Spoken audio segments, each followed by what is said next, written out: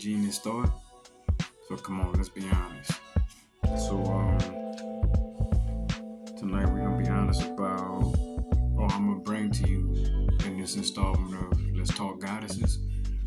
We're gonna talk about Quan Yin. Okay, she's a goddess of mercy. She who bears the cries of the world. Alright. Quan Yin is the very essence of mercy and compassion, among the most beloved and well-known of all spirits. Technically, Quan Yin is considered bodhisattva, generated as such throughout the Buddhist world, but she also possesses the stature of a goddess, and many consider her to be one, not just modern Western goddess devotees, but also in East Asian folk religion. So Quan Yin is a spiritual phenomenon. She transcends religious boundaries and is also found in Taoist and Shinto shrines, even in the shrine of her main rival, the Lady of Taishan. Quan Yin is a great favorite of independent practitioners and goddess devotees everywhere. Okay, so go over a little bit more of her, then I'll get more into it. So she protects the helpless, particularly women, children, and animals, bestows good health and fertility, guides and protects travelers, especially seafarers and sky travelers. She protects against attack from either animals or humans, and she breaks cycles of rebirth, punishment, and retribution. Quan Yin provides protection in the realms of the living and dead and anywhere else. And I also want to add that alternatively, many believe Isis, Mary Magdalene, and or Mary, Mother of Christ, travel the length of the Silk Road, finally emerging as Quan Yin, or that their images may have served as a portal for frontier spirit. So they say whoever she is entirely good. She represents that, that very loving, passionate aspect of the mother goddess, as you can see. And you can also see how they equivalent her attributes to, in Christian ideology, Mother Mary of Christ. So, as you'll realize if you haven't already, as I read through the attributes of these different gods and goddesses, goddesses in particular that I was speaking on, it's the similarities and from different cultures, from different demographics, but how all those stories align and have the same type of characteristics, and physically you just see that every culture just changed the face for that god or goddess to resemble them.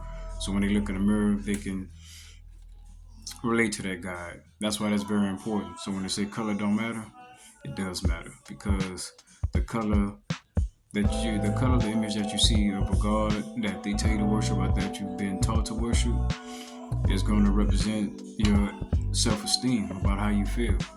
So it's redundant whenever they speak like that, and it don't make any sense. But yeah, and then and then like I say, if you want to know more about like offerings and stuff like that, like I say, feel free to look up on it. But Quan Yin is very powerful. Her energy always resonated with me, so I have like some images, statues of her as well. Just bringing good vibes in the home, make you feel good. Having a hard day, come on. Those type of things do help, and also, like I say, it helps to learn about other deities outside of Christianity, if that's what you're in, or even if you're into Buddhism, whatever. It's good to still learn, because like I said earlier, realize how they all have the same basic storyline, same characters, just different faces, different names to represent that culture. So all I would say is deal with the deities that resonate with you. If they resonate with you, and if you feel a calling or pulling to that deity, then read up on them, learn about them, because they're calling to you. That's what they want you to do, because you'd be surprised at how just doing that can help you out, with your journey, with your path, or your life cycle, whatever you might be doing, but learn more about them. But I'm doing this to kind of give you like intros,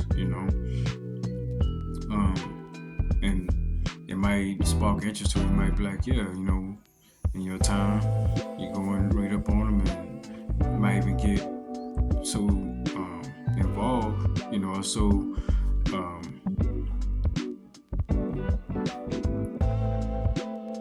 enthusiastic about it that you might want to look up these things, see how it resonates with you. But I don't want to continue to keep rapping. Like I said, I just wanted to give you a brief one on Quan Yin. Anything else? Yeah, like I say, like oranges, Iron Goddess Oolong Tea, which was a poetry that came from. It's a story of a poor farmer that seen, a dilapidated statue and environment of Quan Yin, fixed it up, started,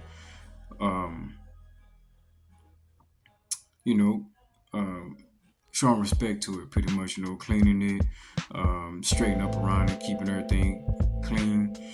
So he wound up having a dream about it, and told him, where he should go, and he wound up finding a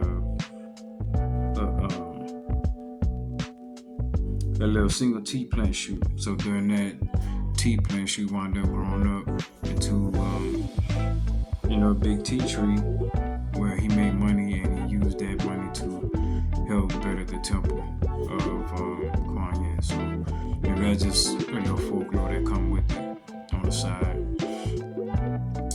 But which your interpretation or how you can interpret that is, you show respect and homage to those positive deities, and you get positive results. And on the flip side, you do that with negative deities, you get negative results. But then, what is a negative result if it's a result that you're looking for? But your personal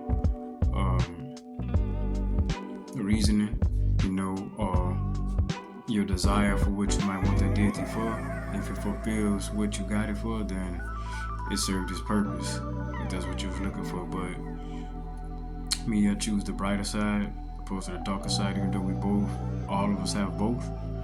But it's up to you to choose which side is you're more succumbing to.